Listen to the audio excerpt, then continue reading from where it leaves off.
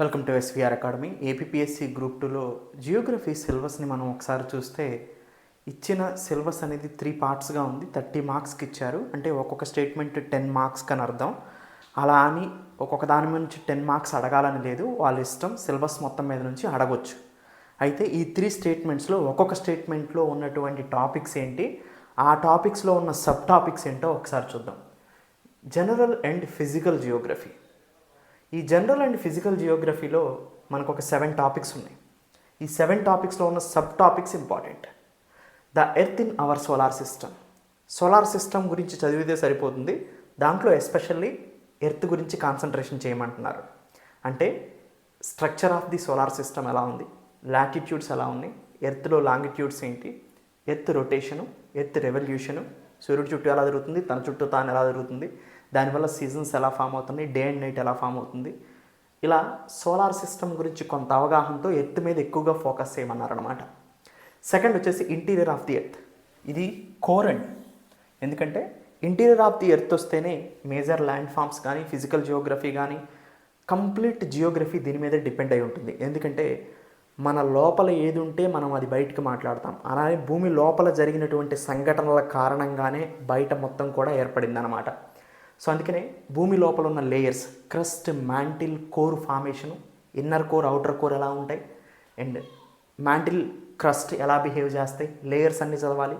Seismic waves, PSLR waves ఎలా form అవుతాయి, seismic waves, భూకంపాలు ఎలా వస్తాయి దాని కారణంగా.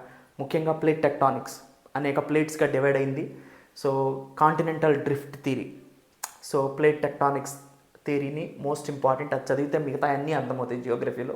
నేను ఎస్విఆర్ అకాడమీ ఆన్లైన్ క్లాసెస్లో చాలా డీటెయిల్గా చెప్పుంటాను దీని గురించి. వాల్కనోస్, ఎర్త్కోక్స్ ఫార్మేషన్ అన్నీ కూడా ఇక్కడే వచ్చేస్తుంది.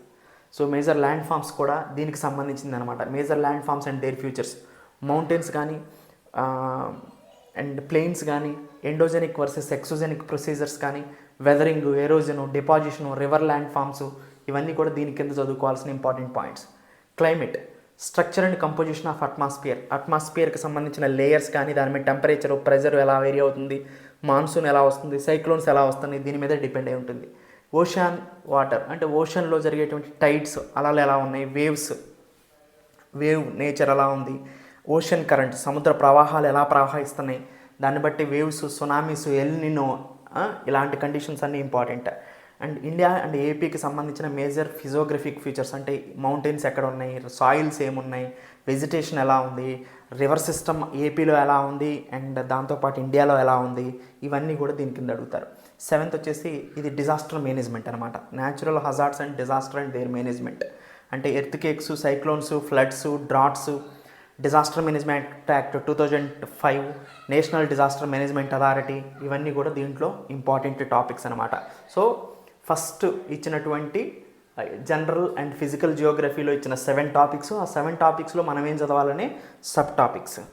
నెక్స్ట్ వచ్చేసి economical geography of India and Andhra Pradesh. Natural resources, అంటే ఇక్కడ మనకి రెన్యూబుల్ ఎనర్జీ రిసోర్సెస్ ఉంటాయి.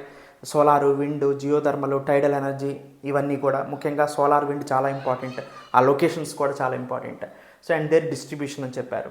సో ఇక్కడ మనకి non renewable energy resources, green energies, వాటిని రెన్యూబుల్ ఎనర్జీస్ అంటాం. నాన్ రెన్యూబుల్ ఎనర్జీ రిసోర్సెస్లో కోలు, ఐరన్, బాక్సైట్, ఇలాంటి కాంపౌండ్స్ అన్నీ కూడా. మినరల్స్ ఎక్కడ దొరుకుతాయి, వాటి డిస్ట్రిబ్యూషన్ ఏ విధంగా ఉంది, దాని దగ్గరలో ఉన్న ఎలాంటి ఇండస్ట్రీస్ ఉన్నాయి. Agriculture and agro based activities, cropping seasons ఏంటి, రబీ, ఖరీఫ్, తర్వాత మేజర్ క్రాప్స్ ఏం పండుతున్నాయి రబీలో ఏంటి అండ్ ఖరీఫ్లో ఏంటి, ఇరిగేషన్ మెథడ్స్ ఎలా ఉన్నాయి, స్ప్రింక్లర్ ఇరిగేషనా, డ్రిప్ ఇరిగేషనా, ఇలా. తర్వాత గ్రీన్ రెవల్యూషన్ గురించి, ఇవన్నీ కూడా దీంట్లో చదువుతాం. 3th వచ్చేసి డిస్ట్రిబ్యూషన్ ఆఫ్ మేజర్ ఇండస్ట్రీస్, అంటే రా మెటీరియల్ దొరికే దగ్గర ఇండస్ట్రీస్ ఉంటాయండి. ఆ ఇండస్ట్రీస్ మైక్రో ఉంటాయి, స్మాల్ ఉంటాయి, మీడియం ఉంటాయి, హెవీ ఇండస్ట్రీస్ ఉంటాయి. వాటన్నిటి గురించి మాట్లాడతాం.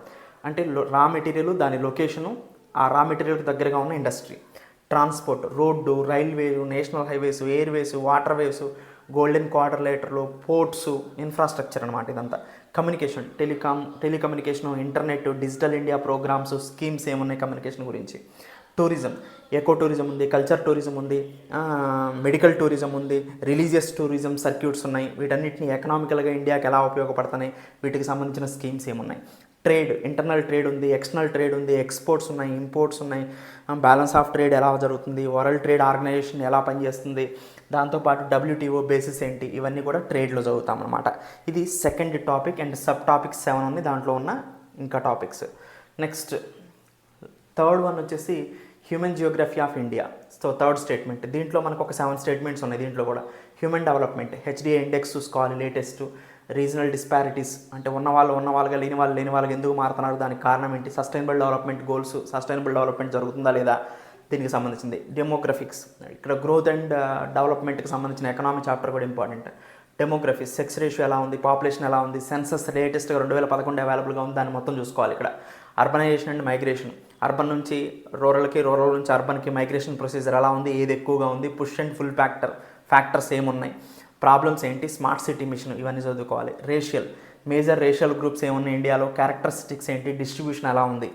ట్రైబల్, మేజర్ ట్రైబ్స్ ఏంటి, పర్టికులర్లీ వనరబుల్ ట్రైబల్ గ్రూప్స్ ఎక్కడెక్కడ ఉన్నాయి, ట్రైబ్స్కి సంబంధించిన స్కీమ్స్ ఏమున్నాయి. Religious, so religion 2011 census base చేసుకొని లేదా రిలీజియస్ డేటా ఏముందో చూసుకోవాలి, మేజర్ రిలీజియస్, వాటి గ్రంథాలు, వాటి పరిస్థితులు, ఇవన్నీ. లింగ్విస్టిక్ గ్రూప్స్, లాంగ్వేజ్ ఫ్యామిలీస్ ఏంటి, అంటే ఎన్ని లాంగ్వేజెస్ ఉన్నాయి, అఫీషియల్ స్టేటస్ ఉన్న లాంగ్వేజెస్ ఎన్ని ఉన్నాయి, షెడ్యూల్డ్ లాంగ్వేజెస్ 8th షెడ్యూల్లో ఏం మెన్షన్ చేశారు, ఇవన్నీ కూడా లాంగ్వేజెస్ సంబంధించి లింగ్విస్టిక్ గ్రూప్స్లో చూసుకోవాలి. ఇలా 3 మెయిన్ టాపిక్స్, దాంట్లో ఒక్కొక్క దాంట్లో 7 సబ్ టాపిక్స్. ఆ 7 సబ్ టాపిక్స్లో ఒక్కొక్క దాంట్లో ఏం చదవాలి అనేది క్లియర్గా నేను మెన్షన్ చేశాను. ఈ వీడియో యొక్క ముఖ్య ఉద్దేశం ఏంటంటే, మీకు జియోగ్రఫీ 3 టాపిక్స్గా డివైడ్ అయింది, 3 పదులు 30గా డివైడ్ అయింది, ఒక్కొక్క దాంట్లో 7గా డివైడ్ అయింది. ఆ 7లో ఒక్కొక్క దాంట్లో ఏమేమి చదవాలి అనేది చెప్పటమే నా యొక్క ముఖ్య ఉద్దేశం అనమాట. దీన్ని తెలుసుకుంటే మీరు ఏం చదవాలో తెలుస్తుంది అంతే. Thank you, have a nice day.